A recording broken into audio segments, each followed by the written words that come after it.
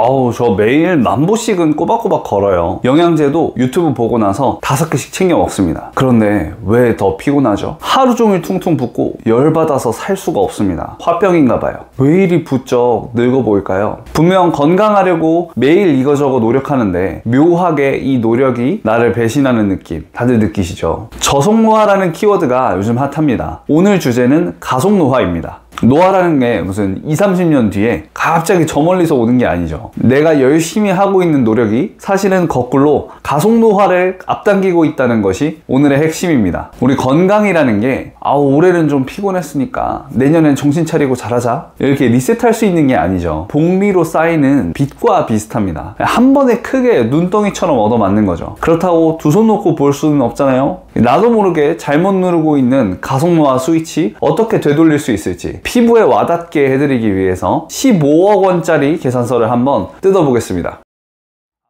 앞으로는 기대 수명이 120년 정도라죠. 실버 산업, 헬스케어 산업이 어마어마하게 커지는 이유이기도 합니다. 은퇴 시기는 엄청 빨라지는데 의학기술이 발전하면서 기대 수명이 너무 늘어나 버린 거죠. 아이러니하게도 스트레스로 인한 마음 건강과 녹슬어가는 몸은 그렇지 않습니다. 슬슬 40대만 돼도 병원 신세를 지기 시작하죠. 진료실에서 환자분들한테 여쭤봐요. 어머니, 앞으로 최소한 40년은 더 사셔야 되는데 몸이고 마음이고 조금 더 아껴서 잘 쓰셔야 돼요. 그러면 똑같이 대부분 말씀하세요. 됐어요 원장님, 무슨 40년이에요 10년 15년만 살다 가야지. 그런데 사실 잘 들어보면 진짜 딱 10년만 더 계시고 싶은 게 아니잖아요. 대부분 어떤 경험이 있으시거나 걱정이 드니까 괜히 그렇게 말씀하시는 거죠. 병들고 못 움직이면 누가 고생하겠어요. 다 자식 몫이 되니까 짐이 되기보다는 차라리 일찍 가겠다 이렇게 하시는 거죠. 거꾸로 이 40년을 어떻게든 건강하게 잘 보낼 수 있으면 엄청난 힘과 자산이 되지 않겠습니까? 가장 큰 문제, 말년의 요양비입니다. 요양원, 요양병원 엄청 많이 생겼어요. 이 느지막이 우리가 한 15년 정도 요양원에서 지내야 한다고 해볼게요. 한 달에 300만 원씩 했을 때 15년이면 단순 계산으로 5억 4천만 원이거든요. 물가 상승률을 한 3, 4% 정도라고 했을 때 대략 7억 정도 됩니다. 설상가상으로 간병인을 좀 쓰게 되면 어떻게 될까요? 심할 때 5년 정도 쓴다고 해볼게요. 전담 간병인이 한 달에 400만 원 정도거든요. 5년 하면 단순 비용으로는 2억 4천, 복리로 하면 2억 5천 조금 넘습니다. 못 벌게 되는 돈도 있습니다. 이 조기 은퇴 비용이죠. 초고령화 사회로 진입하면서 사회적으로도 큰 문제예요. 항상 머리에 안개 낀 것 같은 브레인 포그, 만성 피로, 대사 질환, 우리의 퍼포먼스나 이 포텐셜, 능력을 다 깎아먹어요. 80세까지도 거뜬할 수 있었던 김 부장님이 어쩔 수 없이 65세, 70세 되면은 일을 못하게 되시는 거죠. 50대에 퇴직하는 경우도 수두룩하니까요. 받을 수 있는 연봉이 4천만 원인데 15년이다 하면은 6억 원입니다. 복리로 8억 원 정도가 증발하는 거예요. 수천만 원의 진료비도 있습니다. 심장이나 혈관은 갈아 끼울 수도 없잖아요. 보수공사가 너무 어렵습니다. 환자들이 그렇게 말씀하세요. 혈관을 눈에 보이게 꺼내서 깨끗하게 닦아낼 수 있으면 너무 좋겠어요. 스텐트나 합병증 이런 수술이라도 하게 되면 입원비, 수술비까지 수천만 원은 또 우습습니다. 지금까지 해당 사항이 있으시다면 이미 15억 원은 훌쩍 넘었어요. 해당 사항이 없는데요? 말씀하시면 그냥 이해를 위해서 간병비로만 20억 원 이상 들 수 있어요. 이렇게 말씀드리죠. 왜 그렇게 계산을 하시나요? 너무 극단적이신 거 아닌가요? 하실 수도 있죠. 그런데 우리가 이런 설명이나 계획을 다 듣고 나서 가입하는 거 있지 않습니까? 바로 보험이에요. 생리적인 노화는 당연히 막을 수가 없죠. 그런데 속수무책, 대비가 안 되는 두려운 영역들을 최대한 잘게 쪼개죠. 이걸 거꾸로 달마다 내는 비용으로 환산을 하면 당장은 목돈은 아니니까 마음이 좀 편해지거든요. 인지상정이죠. 건강관리한다고 아무리 힘써도 당장 보상으로 돌아오진 않잖아요. 컴컴하고 불안한 미래를 어떻게든 당장 보상받을 수 있는 상품으로 약속받는 게 보험이죠. 굳이 말씀드리는 이유는 바로 이겁니다. 만에 하나를 대비하는 입장에서 암보험, 각종 보험은 준비를 하면서 매일 속수무책으로 얻어맞고 있는 가속노화에 대한 대비는 전무하니까요. 우리 99%가 이 15억짜리 청구서를 피한다고 하면서 사실은 정반대의 노력들을 알게 모르게 하고 있습니다. 가속노화의 함정들 어떤 것들이 있을까요? 만보 걷기도 배신을 하나요? 걸어서 안 좋은 사람이 있어요? 안타깝지만 있습니다. 어디 선생님들은 꼭 걸으라고 하셨는데요. 대체로는 걸어서 좋은 일이 훨씬 많죠. 하지만 한 가지 함정이 있습니다. 누구도 많이 걷기만 맹목적으로 늘리세요 하진 않았다는 거예요. 오늘 영상 핵심 아이디어이기도 합니다. 남들 하니까 의사 선생님이 시키니까 내 몸 상태는 고려하지 못하고 마냥 걷는 거, 이거는 누구에게는 저속 노화가 아니라 가속 노화가 되기도 하는 거예요.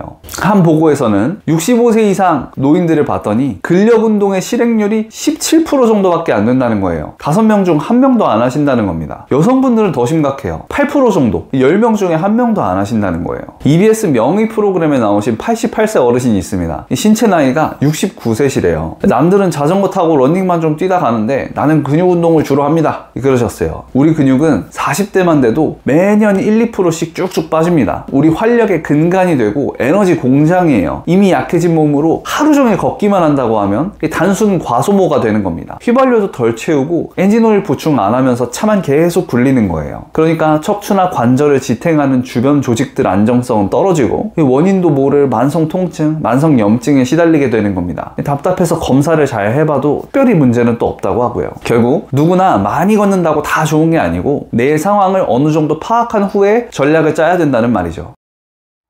피곤해서 기력이 없으면? 이렇게 물으면 일반적인 대답 어떻게 나올까요? 비타민C나 종합 비타민 먹으면 되는 거 아니에요? 이렇게 말씀하시는 분들이 가장 많았습니다. 당연히 비타민C, B, D, 종합 비타민, 유산균, 오메가3 이런 거 잘 챙겨 드시면서 효과 보시는 분들 분명히 많이 있긴 있습니다. 문제는 하필 나는 먹어도 큰 차이를 모르겠다는 거죠. 에릭 토펠 박사가 있습니다. 안티에이징 산업을 수명 연장 서커스라고 했어요. 영양제, 보충제가 건강 수명을 늘린다라는 과학적 데이터는 없다, 이렇게까지 표현을 하세요. 진하고 비싼 소변만 만드는 거예요 라고 표현하는 분들도 있습니다. 한마디 또 덧붙였죠. 당신의 몸은 지금 영양이 부족한 게 아니라 염증으로 불타고 있으니까 문제인 거다. 모자른 게 아니라 차고 넘쳐서 문제가 된다고 한 거예요. 염증 유발 물질은 계속 먹으면서 불난 집에 영양제까지 들이붓는 건 불길에 기름을 붓는 거나 다름없다라고 할 수도 있겠죠. 또 EBS 다큐멘터리에 나온 사례가 있습니다. 10년간 17종류의 약을 먹으면서 걷지도 못할 지경이었대요. 그런데 의사 선생님이 이제 급한 것만 빼고 11가지로 약을 잘 추려보니까 다시 걷기 시작했다는 거예요. 맹목적인 덧셈의 최후라고 할 수도 있겠죠. 걷지도 말고 먹지도 말아요?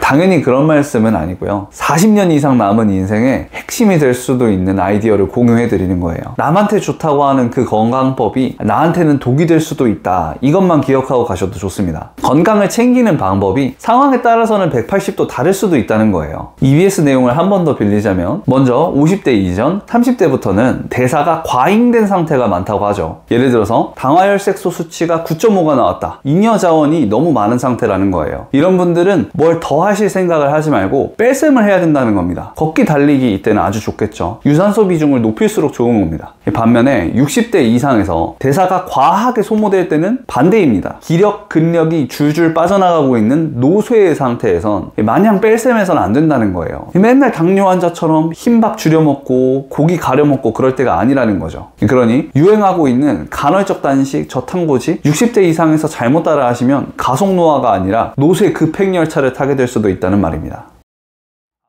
이번 영상 결론 키워드는 점검입니다. 그래서 기회가 된다면 좋은 방법들이 있다. 항상 몸을 점검해 가는 것이 좋습니다. 어떤 질병이든 골든타임이 가장 중요하잖아요. 생리적인 터닝포인트는 30대부터입니다. 노화 단백질이 쏟아지는 시기니까요. 이때 응급처치를 잘하면 100의 노력으로 가속노화 막아낼 수 있어요. 40대가 넘으면 천이 듭니다. 앞서 소개했던 에릭 토펠 박사가 또 말했어요. 암, 심혈관 질환, 치매 이런 무시무시한 질환들은 20년에 걸쳐 진행된다고요. 그러니까 우리가 오늘 느끼는 만성 피로, 퉁퉁 붓는 얼굴, 브레인 포그 이런 화재 경보음을 알람 꺼버리듯이 끄고 지나칠 게 아니라 20년 뒤에 날라올 15억짜리 청구서를 미리미리 정리한다, 이런 관점이 필요한 겁니다. 기초점검은 병원 건강검진으로 가능합니다. 대사 상태를 볼 수 있는 혈압, 콜레스테롤, 당화혈색소, 염증 수치 이런 기본 수치부터 점검하는 거죠. 때 놓치지 마시고 기본 검진들은 꼭 잘 챙기면서 지내세요. 좋은 도구들 많죠. 자율신경 검사, 초음파 검사, 수면 다운 검사도 있고 EBS에 나왔던 악력 검사, 보행 속도 검사 이런 걸로 신체 나이를 볼 수도 있고요. 치료하는 사람이 어떤 관점으로 당신의 몸을 해석하느냐가 중요하겠죠. 어쨌든 집중력도 예전만 못하고 하루 종일 피곤하고 한참 땐 이러지 않았는데 싶으셨다면 일단 가까운 의원이든 한의원이든 점검을 먼저 꼭 받아보시길 추천드리겠습니다. 내가 지금 기초 대사를 덧셈해야 되나 뺄셈해야 되나 이것만 잘 구분할 수 있어도 장기적으로는 15억 이상을 아낄 수 있는 초석이 되는 겁니다. 그러면 한의원에서는 어떻게 보길래 도움이 되냐? 간단히 소개해 드려 보겠습니다. 한의학, 특히 체질 한의학에서는 몸의 조직들, 장기들 이런 개별적인 부품들의 이해를 하긴 하지만 전체 시스템을 더 중시합니다. 오장육부라는 작은 시스템이 연결돼서 만드는 큰 시스템을 보게 됩니다. 병원 검사는 큼직큼직하고 흉악한 주범인 색출에 탁월하죠. 암이 있으면 때려잡아야죠. 혈관이 막혀 있으면 뚫을 수 있는 방법을 찾아야죠. 수술이 필요한 골든타임 놓쳐버리면 그 뒤에 어떤 방법이 큰 의미가 있겠어요. 하지만 오늘 영상에서 다루는 가속노화, 만성피로는 이런 큰 범인이 눈에 띄지 않는 경우가 훨씬 많습니다. 그럴 때는 한의원에서 하는 검사가 톡톡히 할 일을 해내는 경우가 있다, 이런 소개의 말씀입니다. 체질 이야기는 하자면 너무 길어지니까 간단하게만 말씀드릴게요. 이 MBTI처럼 그때그때 바뀌는 거 말고 선천적으로 마이너스 우세형 체질과 플러스 우세형 체질로 나눠볼 수 있습니다. 강점과 약점이 어느 정도는 파악 가능한 범주에 있어요. 앞에서 말씀드린 덧셈 뺄셈이랑도 좀 연결되는 부분이 있고요. 마이너스 체질은 마이너스만 계속 늘어나게 두면 안 돼요. 항상 대사를 올리고 몸을 잘 덮일 수 있는 방법으로 관리를 해야 됩니다. 우리는 이걸 음체질, 태음인, 소음인이라고 표현해요. 플러스 체질은 플러스만 너무 과도하게 발산하게 두면 안 됩니다. 과열을 항상 잘 시키고 본인 심신의 무게중심을 날뛰지 않게 잘 관리하는 생활이 또 필요한 거죠. 이 체질적 이해를 바탕으로 기능을 파악하는 검사들도 있습니다. 이 두 가지만 소개해드리자면 맥진 검사랑 적외선 체열 검사예요. 적외선 체열 검사는 처음 보셔도 빨리 이해가 잘 될 거예요. 보편적인 우리의 모습이에요. 화병입니다. 열받으면 열이 갈 데가 어디 있겠어요. 얼굴 상체로만 몰리는 겁니다. 반대로 손발을 만져보거나 아랫배를 보면 싸늘해져요. 실제로 시렵다고도 하시고요. 이런 분들 어디서 열이 막혀있나 이런 걸 이해하는 검사다 생각하시면 되겠습니다. 맥진 검사는 그거보다는 조금 더 자세한 검사입니다. 체력적인 기능 상태, 멘탈적인 기능 상태를 같이 볼 수 있어요. 긴장하고 과로하면 맥이 날카롭게 커집니다. 오래돼서 병들고 모자르고 진액이 고갈돼서 말라버리면 맥이 부글부글 이렇게 울면서 찌그러져요. 이런 상황들을 파악해서 상중하 어디에 당장 시급한 문제가 있는지를 찾는 거죠. 한의원에 이런 검사 있는지도 모르시는 분들이 아마 더 많으실 거예요. 혹시 관심이 생기시거나 걱정이 되시는 분들 있으시다면 고정 댓글 영상의 뒷부분에 좀 더 자세하게 설명해 뒀으니까 참고해 보시면 도움이 되실 겁니다. 15억, 20억 돈 모아서 재테크해서 벌려면 얼마나 오래 걸릴까요? 건강을 좀먹는 것들, 이런 건 당연히 돈으로 환산하기는 어렵겠지만 흥미를 위해서 앞에서 같이 계산도 해봤습니다. 건강은 꾸준히 지켜내기가 어려워서 그렇지 사실은 매일매일 선택의 문제입니다. 내일부터 당장 앞으로 밀릴 15억 원의 빚이 잘 없도록 설계를 해볼 것이냐, 나중에 한 번에 맞닥뜨릴 것이냐라는 선택의 문제인 거죠. 나도 모르게 나를 망치는 가속노화, 이번 기회에 병원 검사든 한의원 검사든 적절히 이용하셔서 한 번쯤은 점검해보시고 생활하실 수 있는 그런 기회가 됐으면 좋겠습니다. 도움이 되신 부분이 있으시다면 앞으로도 접해보지 못하셨던 다양한 관점의 건강 소식 들으실 수 있도록 좋아요, 구독, 알림 설정까지 해주시면 감사하겠습니다. 체질한의사 장원장이었습니다. 긴 영상 시청해주셔서 감사합니다.